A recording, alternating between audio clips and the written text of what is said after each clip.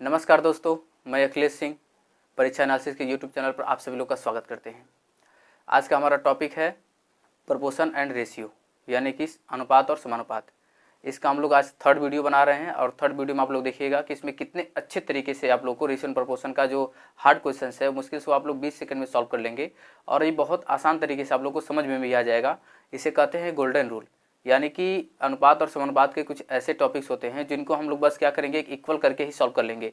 और सॉल्व करने के साथ साथ क्या करेंगे हम लोग, इसमें देखिएगा कि मुश्किल से 20 सेकंड में तो सॉल्व हो ही जाएगा। उसके बाद से हम लोग क्या करेंगे कि ट्रेडिशनल मेथड भी इसमें थोड़ा बहुत बताएंगे, जो मतलब आप लोग इसके पहले अप्लाई करते थे या उसको लगाने की कोशिश करते हैं, ठीक है। और एडवांस मेथड भी दोनों हम लोग इसमें लेके चलेंगे, एक साथ देखेंगे कि ट्रेडिशनल मेथड क्या होगा और एडवांस मेथड क्या होगा, ठीक है। वैसे ट्रेडिशनल मेथड ये कोशिश करेंगे कि उसमें ज़्यादा ना बताएं, लेकिन एडवांस मेथड में आप लोग को 20 सेकंड में ये क्वेश्चन सॉल्व हो जाए, इसलिए हम लोग ये देखेंगे कैसे ये सॉल्व होगा, ठीक है। आइए देखिए, पहला क्वेश्चन हम लोग का क्या रहा है।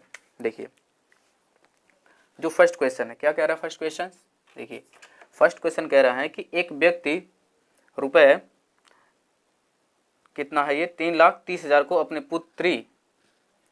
पुत्री, पत्नी तथा पुत्र में इस प्रकार बांटता है कि पुत्री का 1/2 भाग, ठीक है। यानी कि मान लीजिए उसकी कौन है, पुत्री है, पुत्री का मतलब डॉटर है, ठीक है।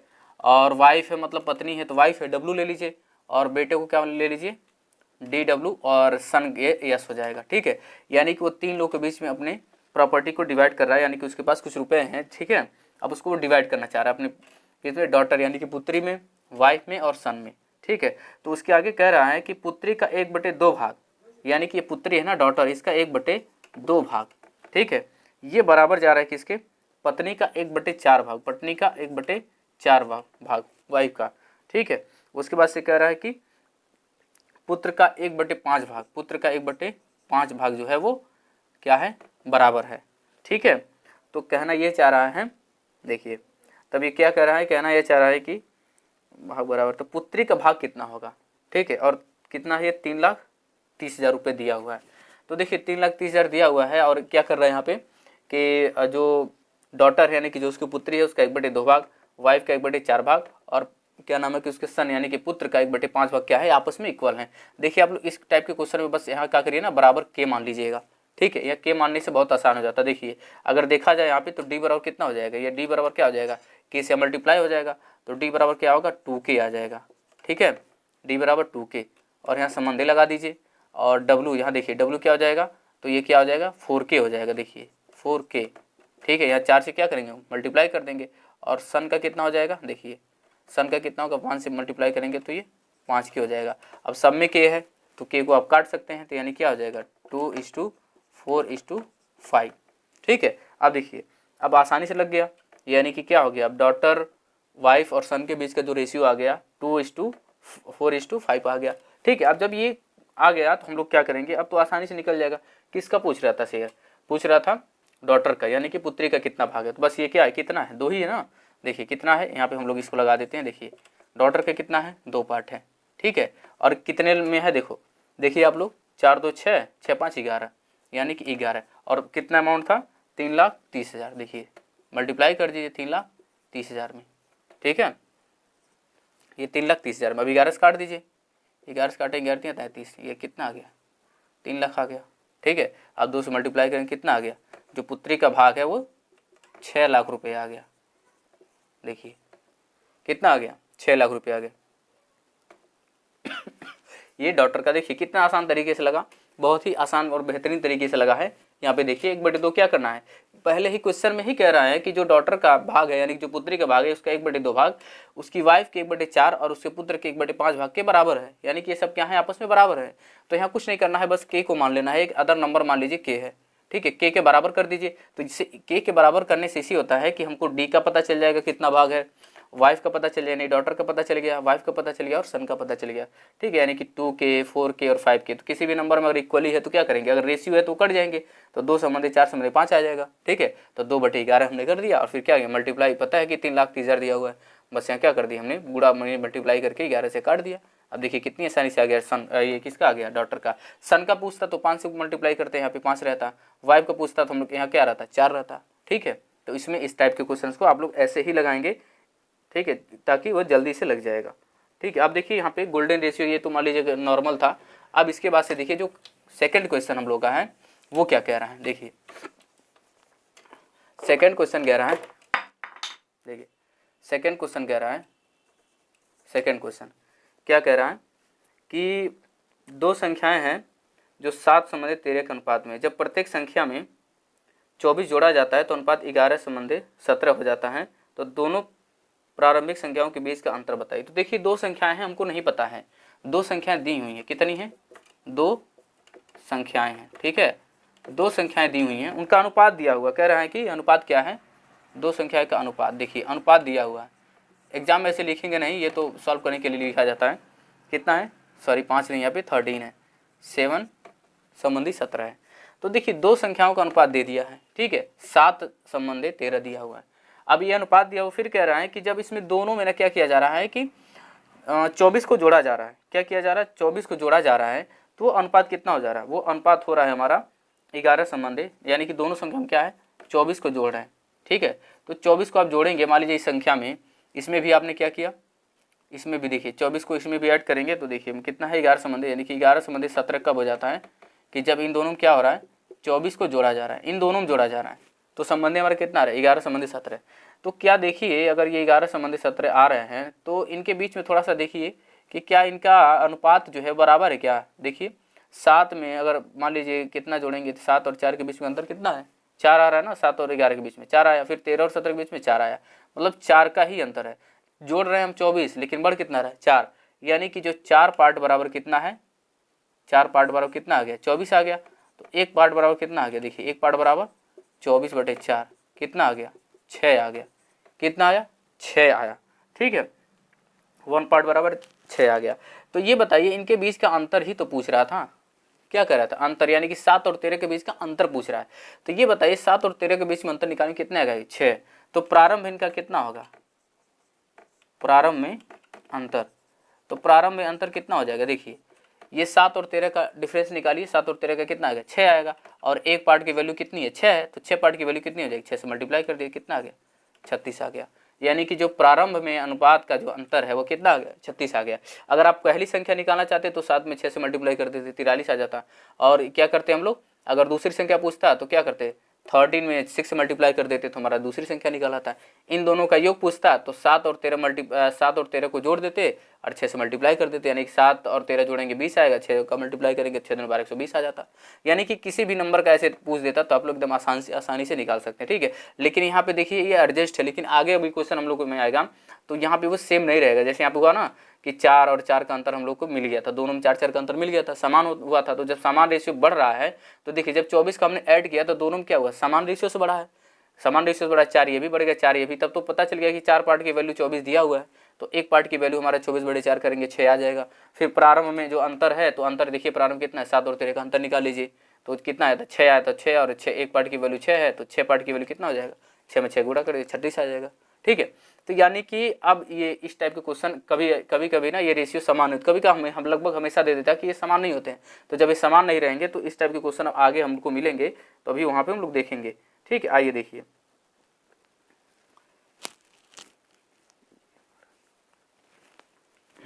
देखिए जो हमारा थर्ड क्वेश्चन है,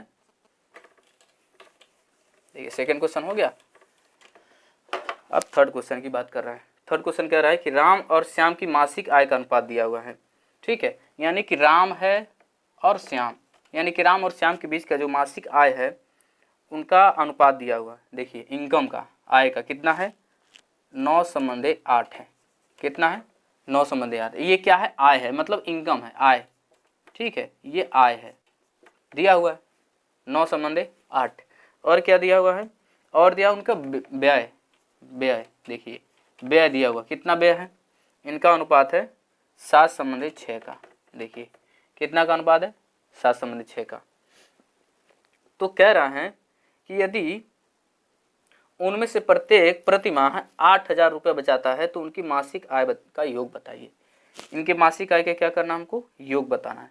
तो आप लोग ध्यान दीजिए, यहाँ पे भी ये कह रहा है ना दोनों बचा रहे हैं, तो ये बताइए आय में से व्यय को माइनस करेंगे तो हमारा क्या निकल के आता है। मान लीजिए किसी का आय, मान लीजिए 1000 ले लेते, किसी का मासिक आय 1000 रुपीज़ है, ठीक है। अगर मान लीजिए ये इसकी आय है, ये क्या है, इसकी आय है, अगर वो आय 1000 यानी कि 1000 रुपये प्रति महीने कमा रहा है, या एक दिन का वो 1000 रुपये कमा रहा है, और वो क्या कर दे रहा है, 600 रुपये वो खर्च कर दे रहा है, व्यय उसका क्या है 600 रुपये, तो बचत क्या होगा, जब 1000 आय है और व्यय 600 रुपये कर दिया है, तो बचत कितना होगा, बचत अपने आप निकल आ जाएगा।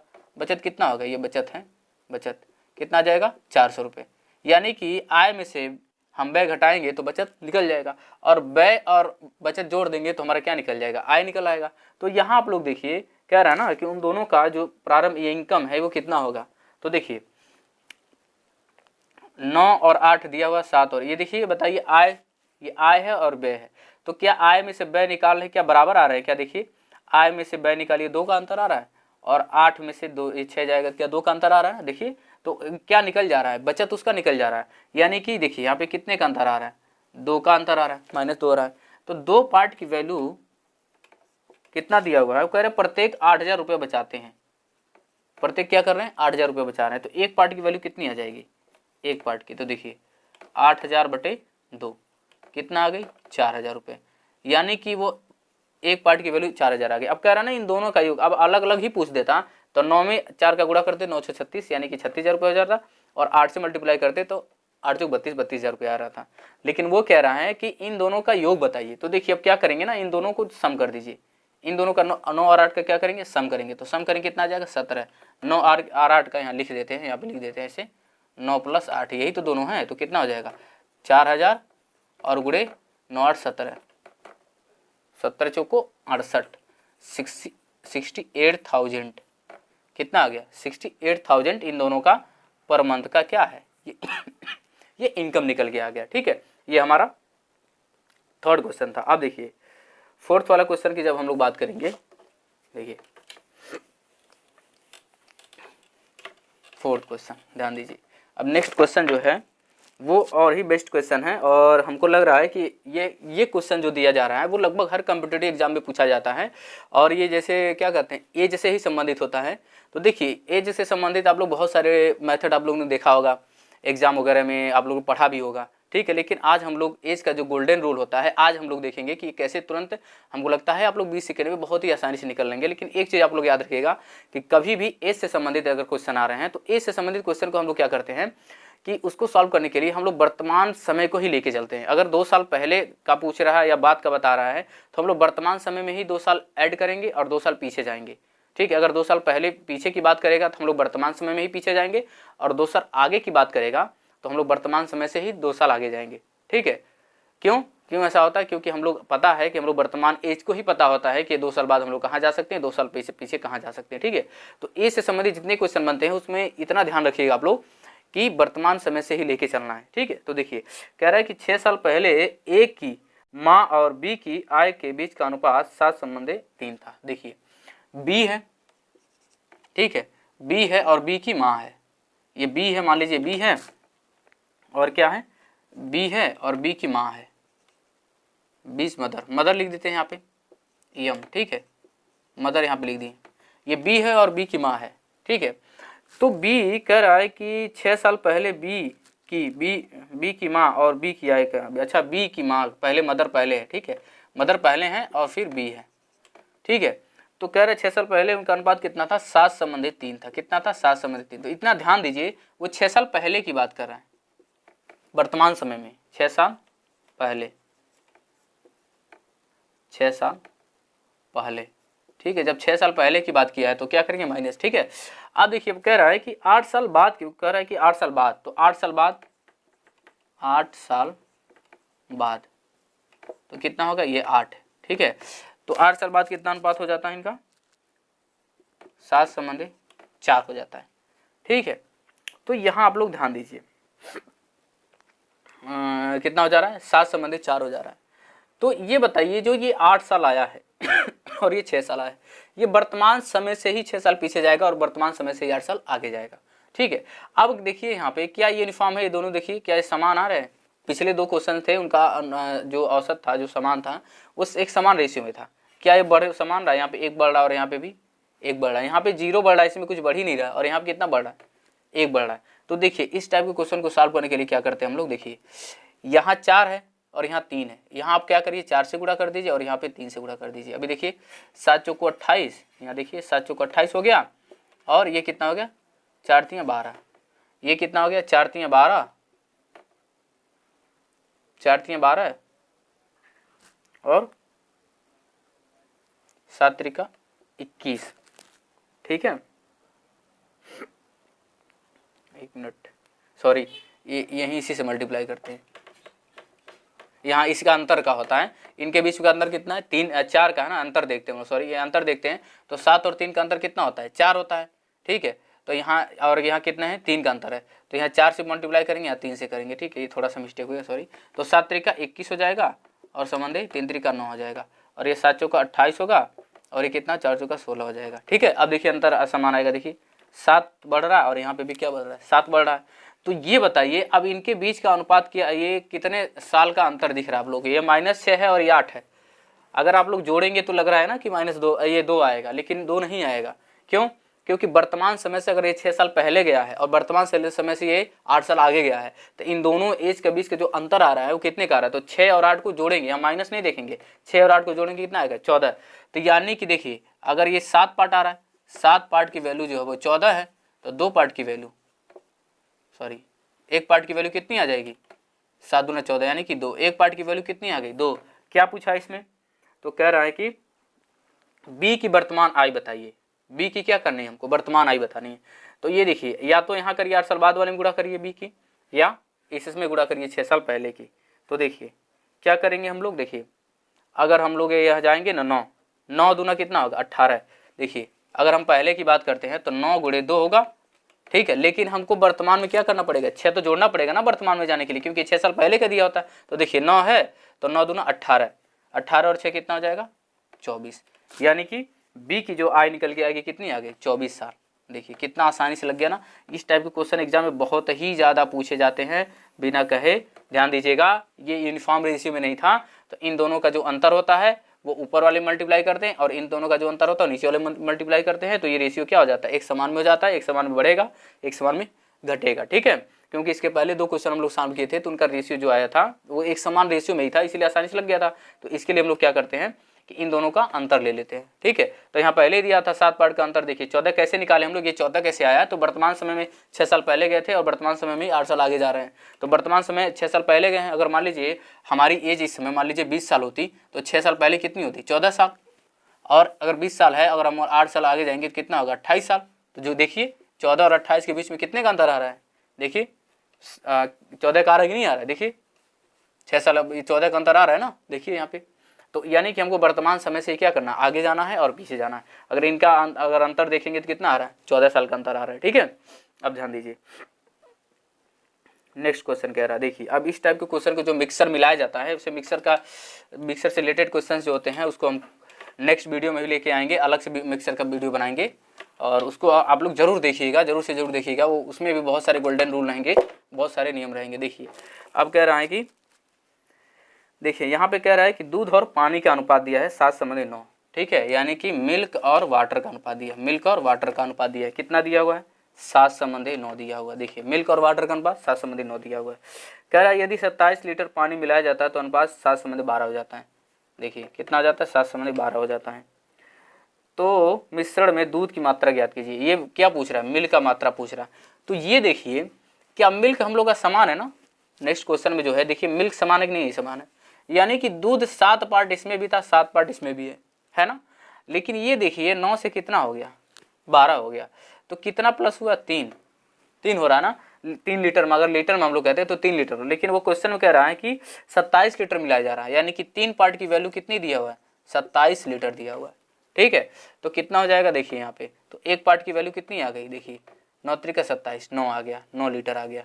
ठीक है, तो जब ये 9 लीटर आ गया तो क्या पूछ रहा था, तो मिश्रण में दूध की मात्रा, तो दूध कौन है ये 7 है ना, तो दूध की मात्रा में क्या करेंगे 7 से गुणा कर देंगे दूध की मात्रा। तो देखिए दूध की मात्रा में क्या करेंगे 9 गुणे 7 कर देंगे, यानी कि 63 लीटर। कितना आ गया 63 लीटर। देखिए कितना आसानी से लग रहा है ना ये क्वेश्चन कितना। अगर यहाँ पे अंतर समान नहीं होता तो देखिए दूध में तो कोई चेंजिंग नहीं हो रहा है। ठीक है, तो आप लोग दूध को इक्वल कर देते और फिर यहाँ का जो अंतर आता ना वही अंतर बराबर हो जाता है। ठीक है, यानी कि यहाँ पे अगर मान लीजिए यहाँ पे 4 दिया होता है, यहाँ पे 3। अभी नेक्स्ट क्वेश्चन में इसी तरह का क्वेश्चन है। अब देखिए नेक्स्ट क्वेश्चन में इसी तरह दिया हुआ, देखिए ये अनुपात जो दिया है, जैसे देखिए दूध में कोई चेंजिंग नहीं हो रही, मिल्क में क्योंकि पानी जब मिलाता है कोई भी ग्वाला मिल्कमैन, अगर वो क्या करता है, पानी दूध तो मिलाता नहीं है, पानी ही मिलाता है। तो 27 लीटर क्या किया था, पानी मिला दिया था। तो पानी मिलाने से देखिए इसका दूध का तो रेशियो कोई चेंज ही नहीं होता, जितना पार्ट 7 पार्ट, इसमें भी दूध है और मिक्सर में भी 7 पार्ट है, बस ये चेंज हुआ है, 9 से 12 हो गया +3। तो +3 की वैल्यू कितना दिया था, 3 पार्ट की वैल्यू कितना दिया था, 27 लीटर मिला रहा है, तो 1 पार्ट की वैल्यू 9 लीटर आ गया। तो शुरू में उसके पास दूध कितना था, 7 ही पार्ट तो दूध है ना शुरू में, देखिए तो 7 से क्या किया मल्टीप्लाई करें तो कितना हो गया, 63 हो गया। अब देखिए ये जो नेक्स्ट वाला क्वेश्चन है वो अब इक्वल नहीं है, मतलब मिल्क और वाटर का जो रेशियो है वो इक्वल नहीं आएगा। देखिए कह रहा है कि the ratio of milk to water is, देखिए यानी कि देखिए दूध और देखिए दूध यानी कि मिल्क और वाटर का जो रेशियो है वो 5:3 दिया हुआ है, ठीक है। इफ 68 लीटर यानी कि अगर 68 लीटर वाटर यानी पानी को मिलाया जाता है तो रेशियो कितना हो जाता है, अनुपात 7:11 हो जाता है, ठीक है। तो कह रहा है कि फाइंड द न्यू यानी कि amount of water in the mixer, यानी कि कह रहा है कि पानी का दूध का मात्रा बताइए, मिक्सर में दूध की मात्रा कितनी है। तो यहाँ अब आप लोग देखिए क्या ये इक्वल लिख रहे हैं 5 और 7, नहीं ना, यहाँ पे भी 9 का रेशियो सेम है, देखिए यहाँ पे 2 का है, यहाँ पे कुछ और है। तो क्या करिए मिल्क में यानी कि दूध में तो कोई चेंजिंग नहीं होता, हम लोग पानी मिला रहे हैं ना, हम लोग क्या मिला रहे हैं, पानी मिला रहे हैं, दूध में तो कोई चेंजिंग नहीं हो रहा, लेकिन यहाँ पे क्या हो रहा है, दूध में भी तो वेरिएशन हो रहा है, देखिए 2 का इंक्रीजमेंट हो गया। तो इस टाइप के क्वेश्चन में क्या करेंगे, इन दोनों को बराबर करने के लिए, तो ध्यान दीजिएगा इन दोनों को हम जब बराबर करेंगे हम लोग, ठीक है, इन दोनों को क्या करेंगे बराबर करेंगे, तो यहाँ आप लोग मल्टीप्लाई कर दीजिए 7 का और यहाँ मल्टीप्लाई कर दीजिए 5 का, देखिए बराबर हो जाएगा। 7 × 5 कितना हो गया, 35 हो गया, और यहाँ 7 से गुणा करेंगे 7 × 21 आ गया, यहाँ 7 × 5 35 हो गया, और यहाँ कितना आया 11 × 5 55, देखिए 55 आ गया ना। अब इन दोनों का अंतर निकालिए, तो इन दोनों का अंतर निकालिए कितना आया, ये हमारा आएगा 4 और ये आएगा 34, यानी कि 34 पार्ट की वैल्यू दिया हुआ है 68, 34 पार्ट का कितना है 68 है, तो 1 पार्ट की वैल्यू कितनी आ गई, 2 आ गई, ठीक है। तो क्या पूछ रहा था, दूध की मात्रा, तो दूध कितना है 35 पार्ट है, कितना है 35 है। इस वाले को नहीं देखेंगे क्योंकि हमने नया मिक्सर ये बनाया ना, इस वाले को देखेंगे तो 35 पार्ट है, तो मिल्क कितना हो जाएगा, मिल्क दूध कितना हो जाएगा 2 × 35, तो कितना आ गया, ये हमारा 70 लीटर, यानी कि प्रारंभ में कितना था 70 लीटर दूध था, बाद में भी 70 ही होगा क्योंकि पानी मिला रहा है 68 लीटर, तो कितना लीटर है ये 70 लीटर उसके पास दूध था। अब देखिए